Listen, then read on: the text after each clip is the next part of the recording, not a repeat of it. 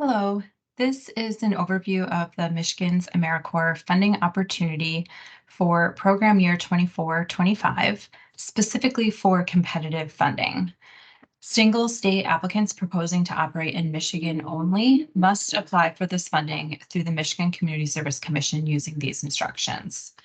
If you're unfamiliar with AmeriCorps or want more information, we recommend first reviewing the Hosting an AmeriCorps Program presentation available on our website. In this presentation, I will outline the requirements in the Notice of Funding Opportunity, or NOFO, for competitive funding and talk through the mechanics of applying. This presentation is intended for new applicants, those who have not previously received Michigan's AmeriCorps funding for the proposed project, and for recompeting applicants, which are current grantees seeking a new cycle of funding. I will not cover the requirements of continuation applicants, current grantees that are operating in year 1 or 2 of a funding cycle and seeking the next year of funding, but you can find the information you need in the NOFO. We released the NOFO with application instructions earlier this month. You can find all the application information and materials you need on the Michigan's AmeriCorps webpage. Both new and recompete applicants must first submit an intent to apply. This helps us anticipate how many applications we might receive and prepare for our review. Intents to apply are due October 11. New applicants must also submit a readiness assessment by October 11. And then full applications are due in eGrants with documents submitted via email by 5 o'clock Eastern on November 2nd. We anticipate funding announcements from the AmeriCorps agency in April of 2024. If an applicant does not receive competitive funding, they may still be considered for our formula funding process. Formula funding reviews will occur in early spring of 2024. We anticipate competitive awards will be made in July, with programs starting in August or later. Here are the links to the intent to apply and readiness assessment that I mentioned. The links are also in the NOFOs and on our funding website. The intent to apply is required for new and recompeting applicants, and the readiness assessment is required for new applicants only. Both are due October 11. There are a couple things you should do soon, even before you're ready to apply. First, if you don't already have an eGrants account, you will need to set one up. If your organization already has an account, your account administrator will have to approve your registration. Your organization must also have an active registration in SAM.gov, the federal government system for awards management. If you're registering for the first time or doing an annual renewal, it can take several weeks. So we recommend initiating this process as soon as possible. Your SAM registration assigns you a unique entity identifier, or UEI, which you will need to submit an application in eGrants. Okay, now we'll get into what an application actually entails. A complete application includes several components. Most of this is submitted in eGrants with supplemental documents submitted via email.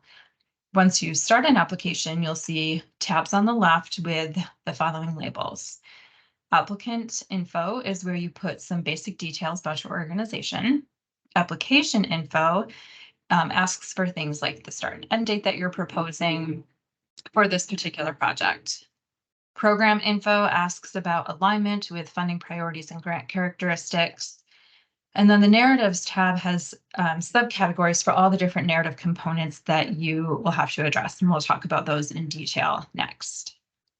The logic model is a module to enter the logic model components of the application. The budget has 3 sections, all of which need to be completed and validated.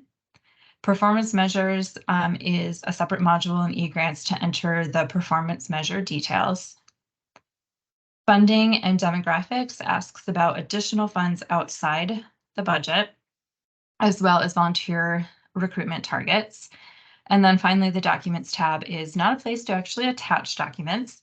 You submit all of your supplemental documents via email. but the Documents tab in eGrants is where you mark certain things as either sent or not applicable. The application and applicant info populate along with some other information on a face sheet. That face sheet plus the narrative sections cannot exceed 10 pages, but the 10 pages does not include performance measures and the logic model. We recommend that you draft your narratives in a word processor first, then copy and paste into the appropriate narrative sections of eGrants.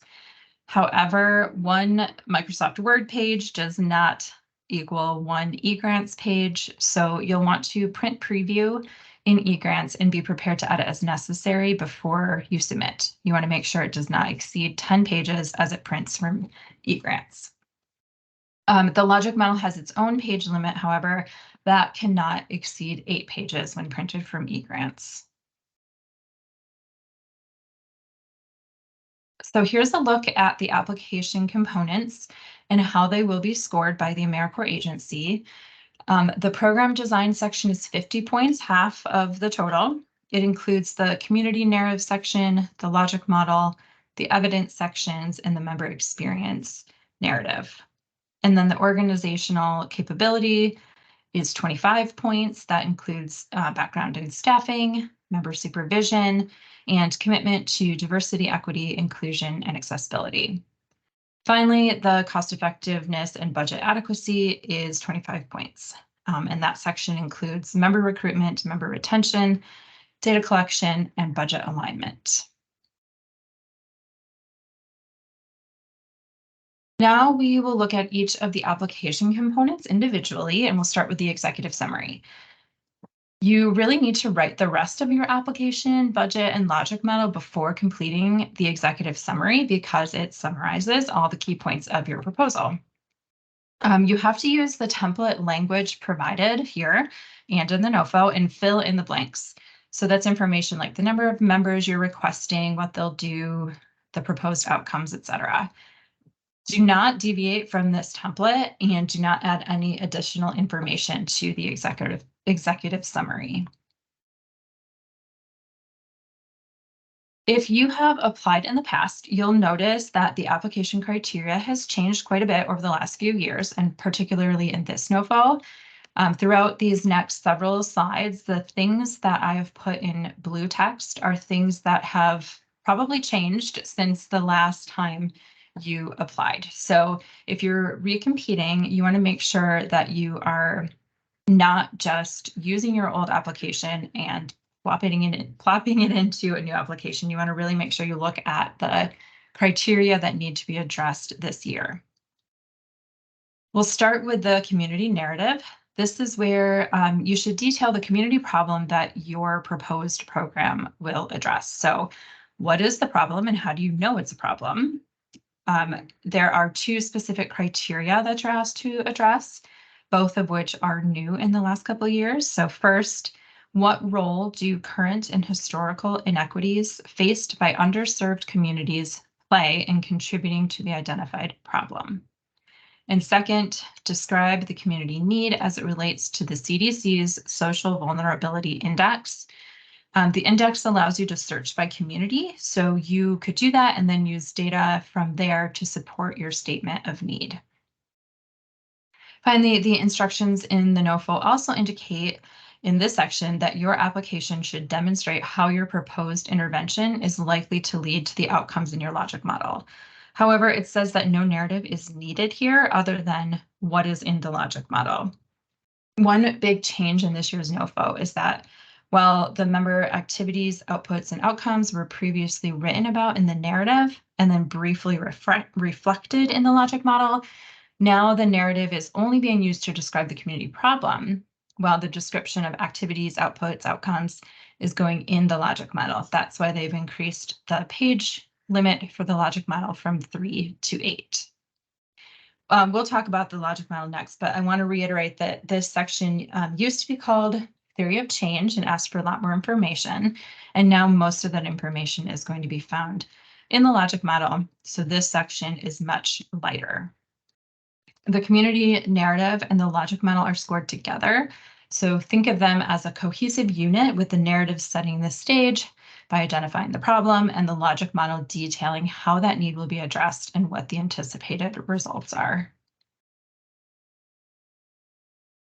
Okay, now we'll get into the logic model in more detail.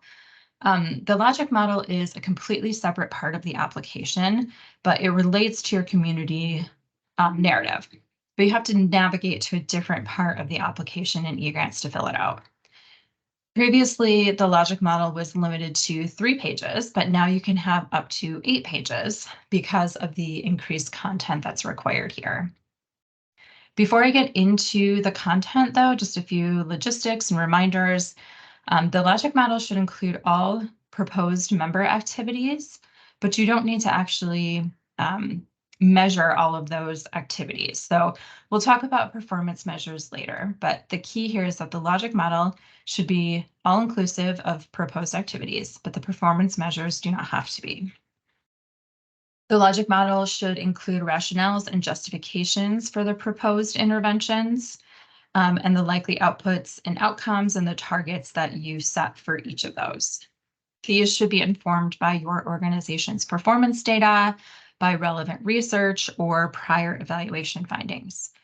And these rationales used to be written about in the narrative, so this is one thing that has been moved to the logic model.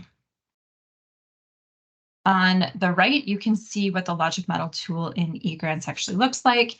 To start, you add a row and enter information into each field or each column.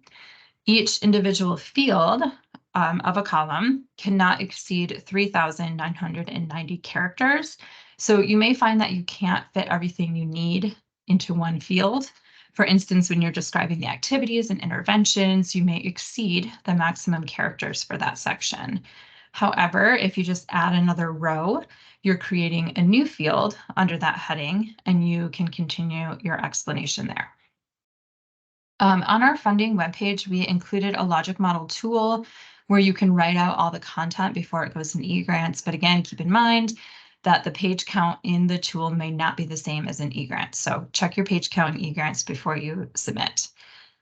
Some people find it easier to write out the logic model first. Others find it easier to put it in narrative form and then translate to a logic model. Either approach is fine as long as your narrative and your logic model are cohesive. All right, now into the actual content of the logic model.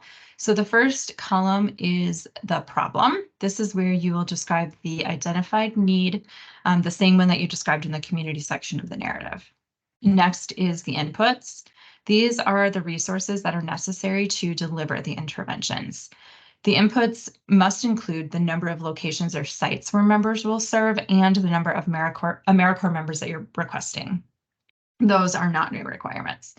What is new here is a description of the context in which the intervention will be delivered and the characteristics of the members themselves. So for the context requirement, describe the setting where members will serve. So are the interventions happening in schools, community centers, etc.?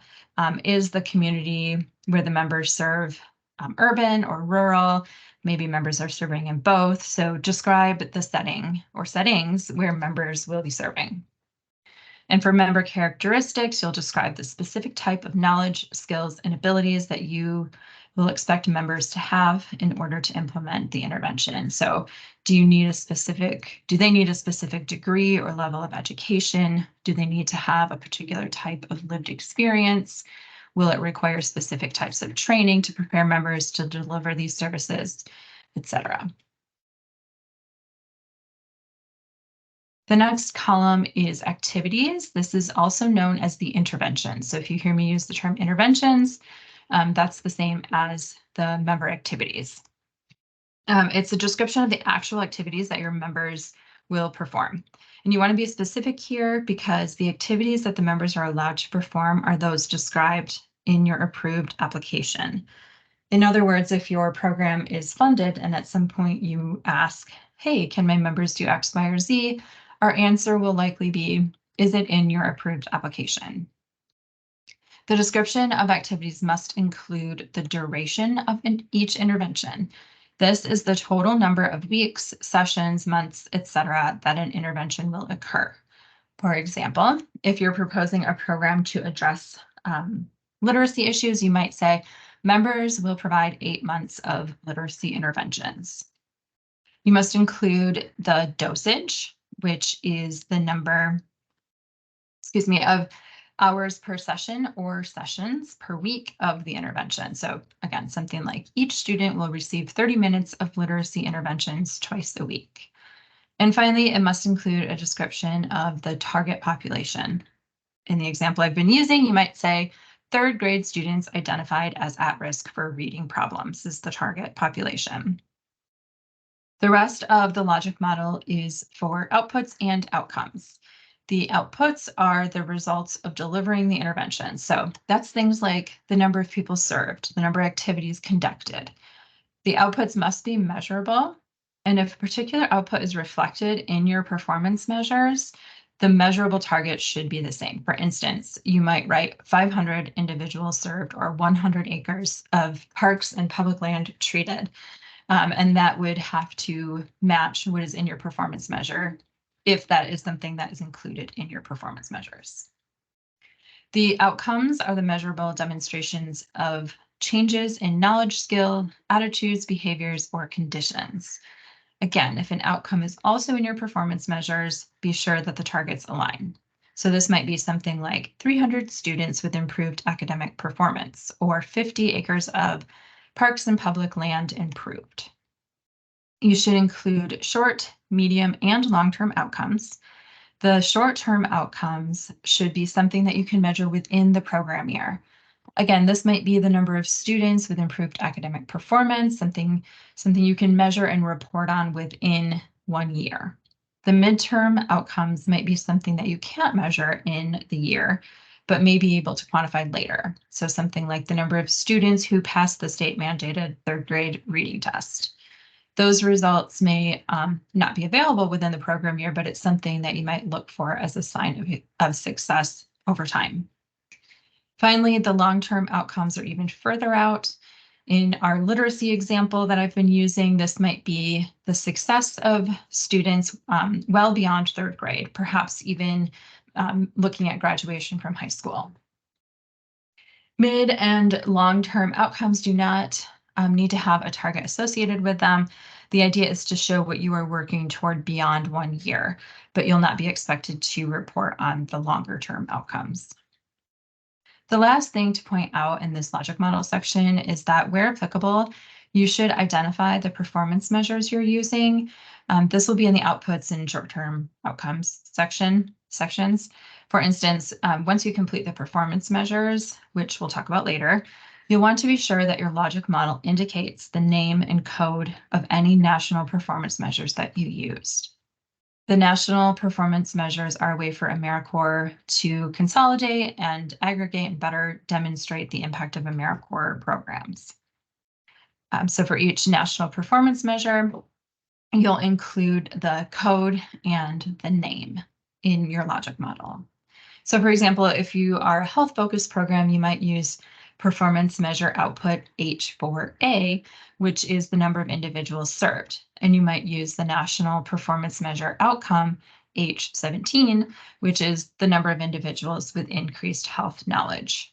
In your logic model, you want to state H4A, 200 individuals served, or whatever your target is. And under outcomes, H17, 150 individuals with increased health knowledge.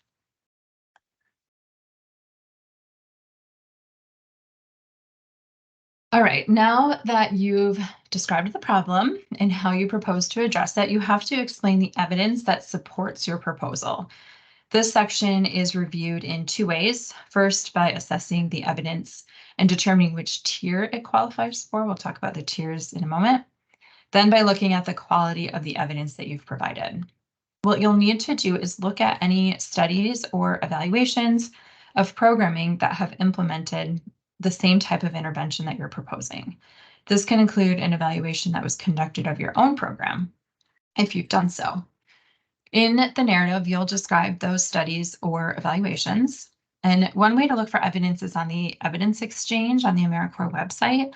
There are studies and evaluation reports from a variety of programs and focus areas that may align with your proposed design.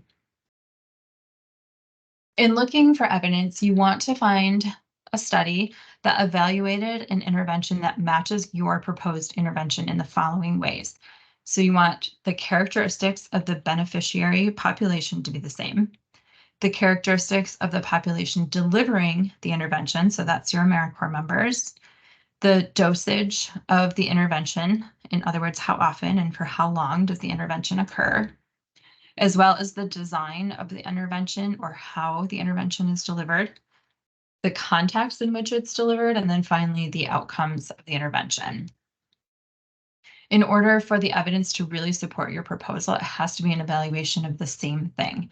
If you have already conducted an impact evaluation of your own program, then hopefully you can use that as part of your evidence base.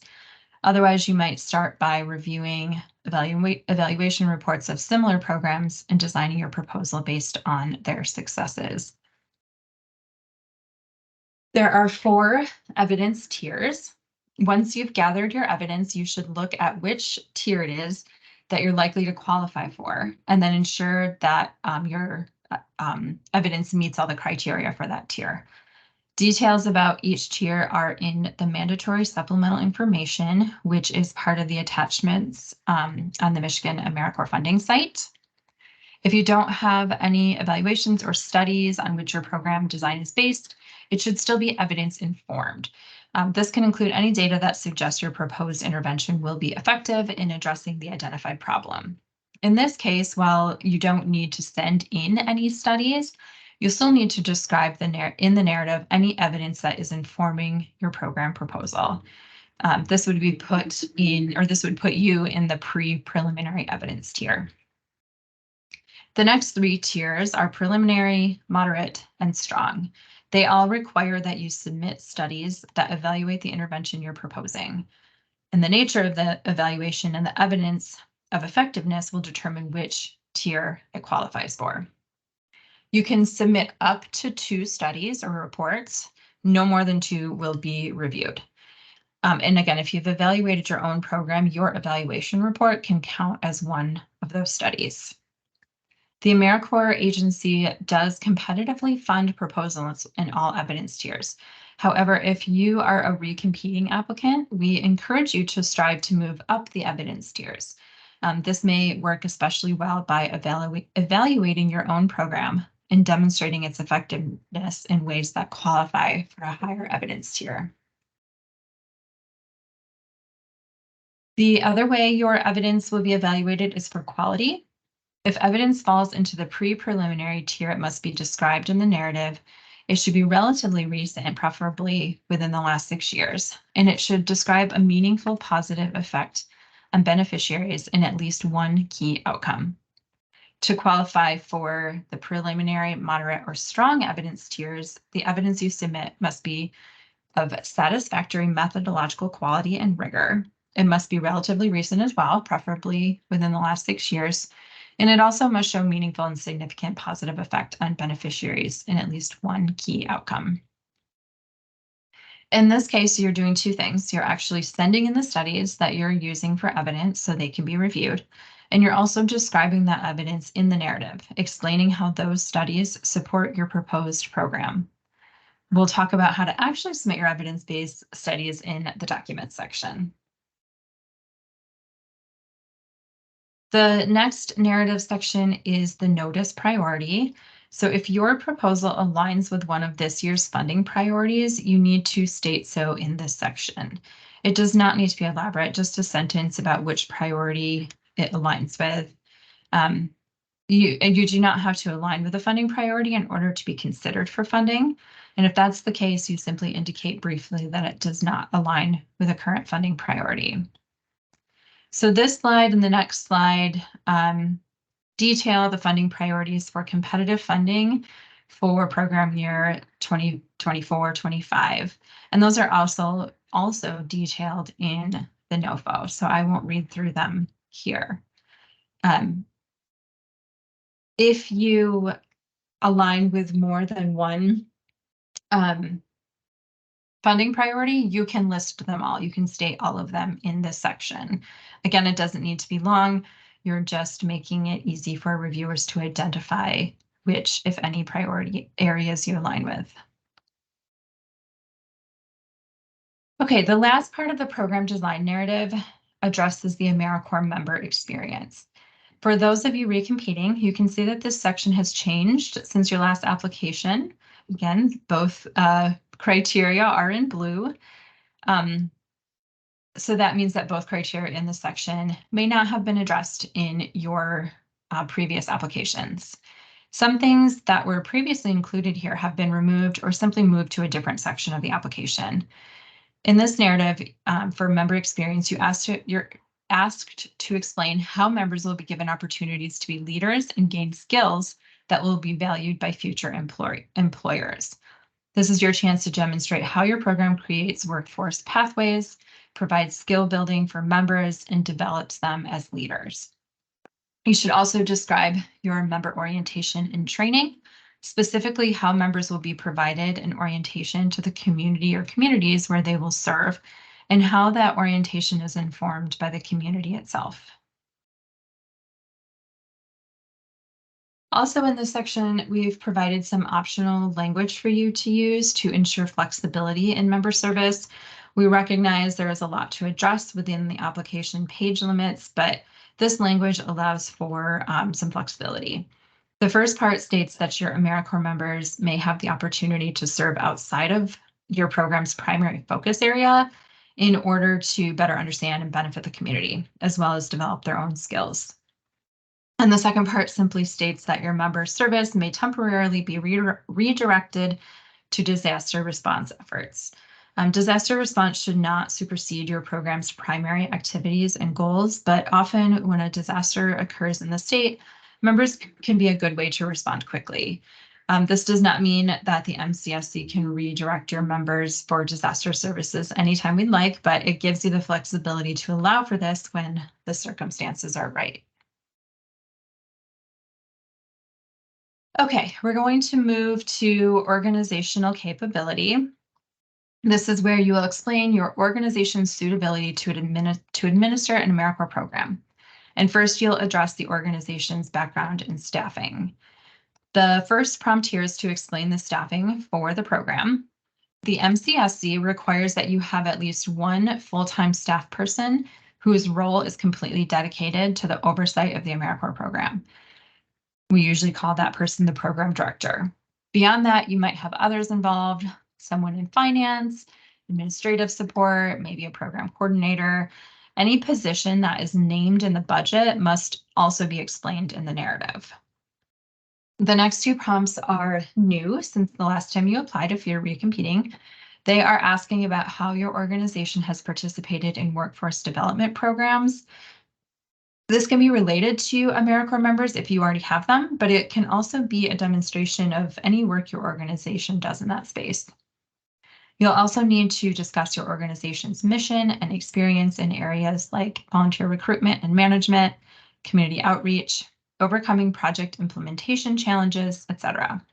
Basically, you want to demonstrate that your organization has the ability to implement and successfully manage a complex program that involves people, service members in particular.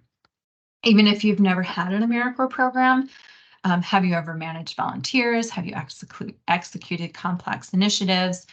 How have you overcome challenges related to project management? The next section is related to member supervision. The criteria here is maybe worded a little differently than in the past, but the two main tenets are the same: how members are supervised and how supervisors are prepared to provide that supervision. When describing member supervision, you should be specific. So what will that supervision actually look like? How often will supervisors be expected to meet with members? How will members' performance be assessed? And will they have an individualized training and development plan? Then you'll describe how supervisors will be trained and prepared. Many program models have members serving throughout the state with supervisors scattered at various service sites. So how will you ensure that all supervisors receive the same training? How will you educate them on AmeriCorps rules and regulations and expectations? How will you assess the performance of the supervisors and things like that? And then this last section in organizational capability is new. Some other sections, such as culture of learning that were included in the past, have been removed. Also, in the past couple of years, questions around diversity, equity, and inclusion were kind of scattered throughout the application. And this year, they've consolidated them into this one section called Commitment to Diversity, Equity, Inclusion, and Accessibility. Here, they're looking for an explanation of how your organization's leadership and staff have similar lived experiences as the communities and people that your program will serve. And second, you'll explain how your organization's definition or definitions of diversity, equity, inclusion, and accessibility are demonstrated. This could be through the makeup and actions of the board, the staff, organizational leadership, volunteers, etc. You must explain how your organization upholds a supportive and safe environment for individuals of diverse backgrounds. So essentially, this section asks you to describe how your organization already resembles the community or communities that you're serving and how you value and demonstrate diversity, equity, inclusion, and accessibility throughout your organization. Okay, next we'll move to the narrative section called Cost Effectiveness and Budget Adequacy. If you have applied in the past, you may be surprised to see anything here other than instructions to write the budget. For a long time, this section was scored based on a review of the budget alone, and no actual written narrative was required. However, now applicants must address several things here. First is member recruitment and member retention. Because many expenditures are directly tied to members, being able to demonstrate how you will successfully recruit and retain members is critical. For recruitment, they specifically ask you to address how you will recruit individuals suited to serve the community. And in the retention narrative, you should describe which parts of the budget are designed to support retention. This might be additional benefits that you can provide, training costs, community building activities, recognition items for members, etc. After recruitment and retention, you're asked to describe any budget items to support data collection, continuous improvement, and evaluation. So this might include any personnel efforts, software, any consultants that you hire, perhaps any training expenses related to data collection, demonstrating impact, and program evaluation. And lastly, you'll explain how your budget aligns with the program design. What you want to do here is look at your budget and ensure that all expenses are explained somewhere in the narrative. For instance, if you budget for a bus to take members to a service project, be sure that that bus is mentioned wherever you are describing member activities. Likewise, ensure that everything that you describe in the narrative and logic model that has a cost associated with it is included in the budget. If you say that you're going to bring in outside trainers, be sure that that cost is reflected in the budget. Okay, next we will move on to the evaluation plan narrative. If you are recompeting for a second or subsequent cycle of competitive funding, you're required to submit an evaluation plan. However, you don't actually write the evaluation plan in this section of eGrants. You simply write NA, and then you'll use the evaluation plan template to actually submit, and I will explain more about that later. In eGrants, you'll also see 3 other narrative fields. They are amendment justification, clarification information, and continuation changes. In each of these, for now, you just write NA. During the review process, you may be asked to address clarification items in the clarification information section. But again, for all of these, just write NA upon your initial submission. The next part of your application is the performance measures module. Every application must have at least one aligned performance measure, which includes an output and an outcome. The MCSE recommends including no more than one performance measure unless your program design has more than one distinct objective. You do not need to create a performance measure for every aspect of your program, but the performance measure you include should measure the primary activity. So if we go back to our literacy program example, your performance measure might measure how many people are served and how many of them increase their literacy skills. But maybe you also provide books to families. You don't also need a performance measure related to how many books were distributed and what the outcomes of that were. The books are related to the literacy initiative. If, however, as another example, your program provides literacy and math services, those could be considered distinct objectives and would need separate performance measures. It's important to review the national performance measures and use one of those if possible.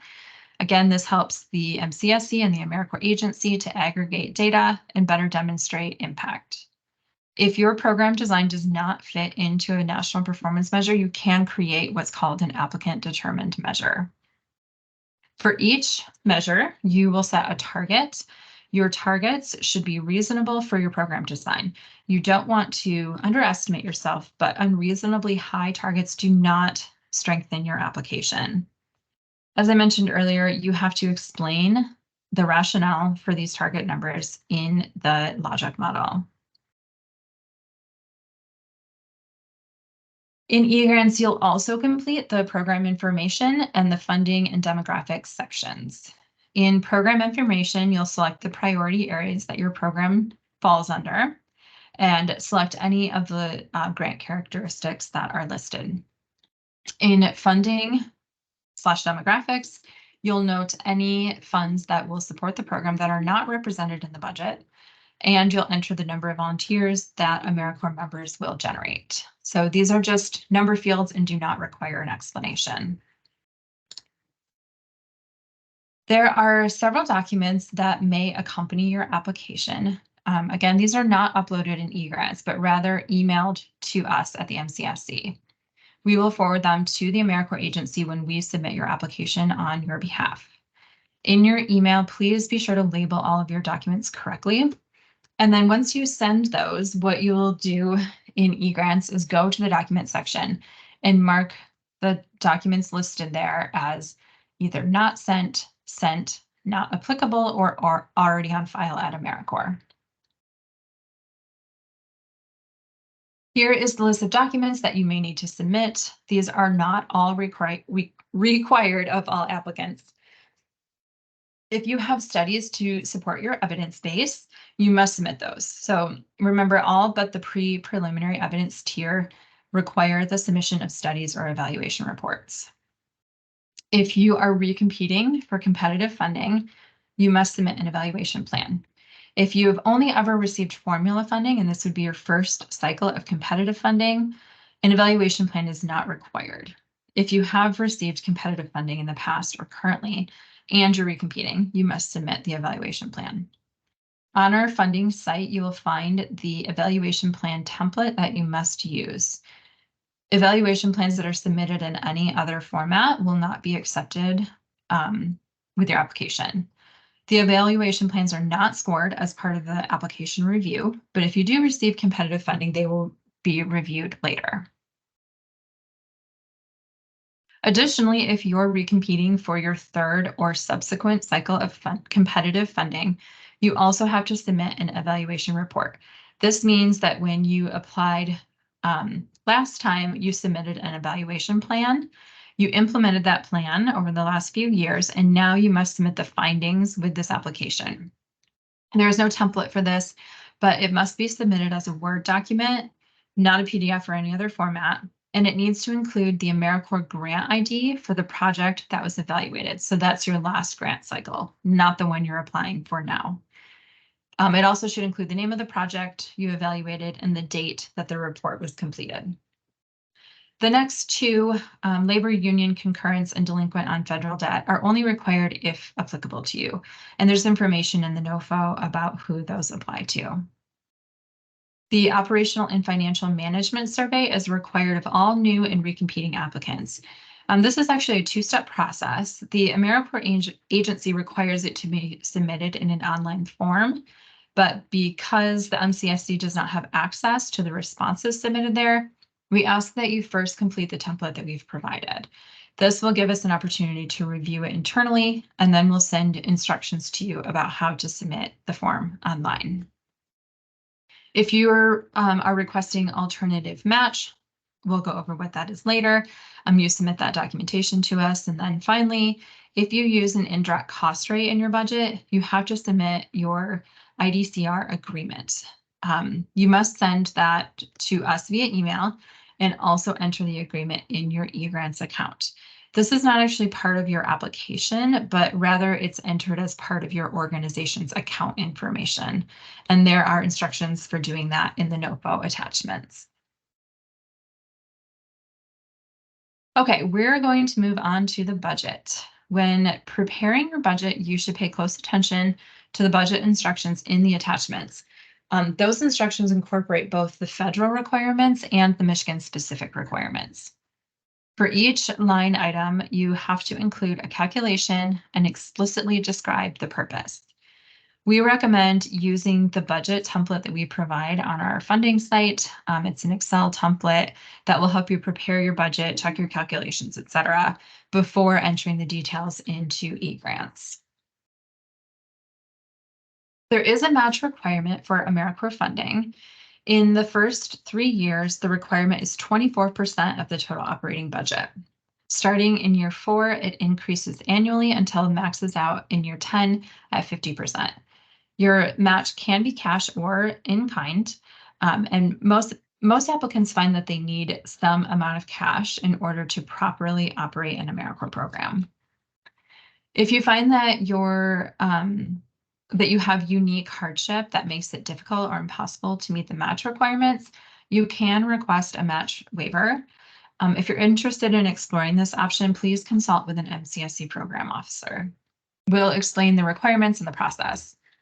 And then a match waiver, can be requested at any time, so it's not required that you submit it at the time of application. If you're applying for your 7th or higher year of funding, you may qualify for an alternative match schedule, which does not increase your match requirement beyond 35%. This means that rather than match at 38% in year 7, 42% in year 8, and so on, you would only be required to match up to 35%. Because the match requirement is under 35% before year 7, there's no reason to request alternative match before then. To qualify for alternative match, you have to demonstrate that your program is operating in a rural county or a severely distressed community. And there are instructions in the attachments to the NOFO that explain how to do that. In your budget, you have to include the living allowance for proposed members. The red chart on this slide shows the different slot types or service terms and includes the minimum number of hours a member must serve in that slot type. And then it has the minimum and maximum living allowance amounts for each slot. For full-time members, the minimum is $18,700 and the maximum is $37,400. For all other slot types, the maximum is prorated and there is no minimum. So theoretically, that means you could choose not to pay a living allowance to those members, but you'll probably find it difficult to recruit AmeriCorps members if you aren't offering a living allowance. Finally, there is a maximum cost per MSY. An MSY is a member service year, which is essentially another way of saying a full-time equivalent member slot. So 2 half-time slots equals 1 MSY, for instance. When you enter your budget, it will calculate your total MSYs and it will calculate your cost per MSY by dividing your total grant request by the number of MSYs you've requested. That number, the cost per MSY, in a competitive application budget cannot exceed $25,000. There are different maximum costs per MSY for professional corps and education award only programs. If you intend to apply for one of those, please read the NOFO and attachments for the definitions and parameters associated with those. I mentioned earlier that you should pay close attention to both the federal and the Michigan-specific requirements in the budget instructions. So here is a list of some of the things that you're required to include when applying for funding through the MCSC. We require at least one full-time position that is dedicated 100% to program administration. Again, we usually call this the program director. You must budget using the state of Michigan travel rates for mileage, lodging, and food. The only exception to this is if you have an organizational mileage rate that is less than the state rate.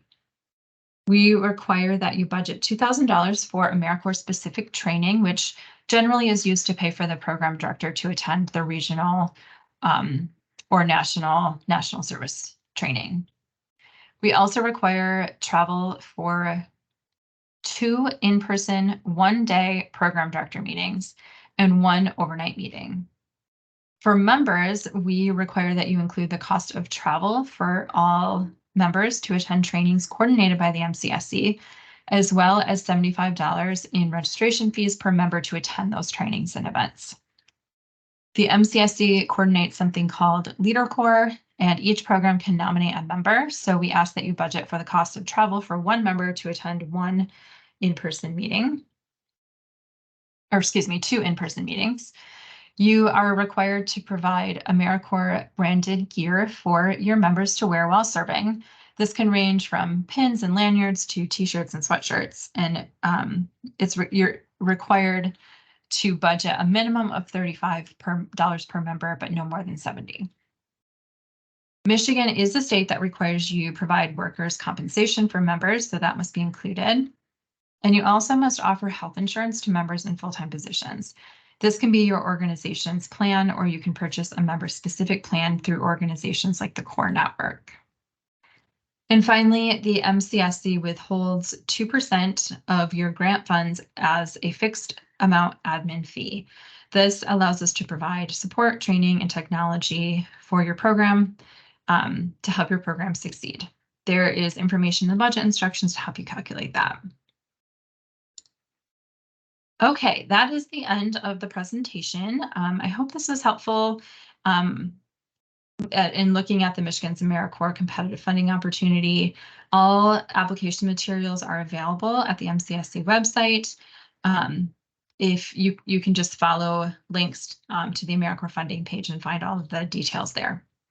If you have any questions, you can contact the email address leo-mi.americorps@michigan.gov, and we will be happy to answer your questions. And we thank you for your interest in AmeriCorps.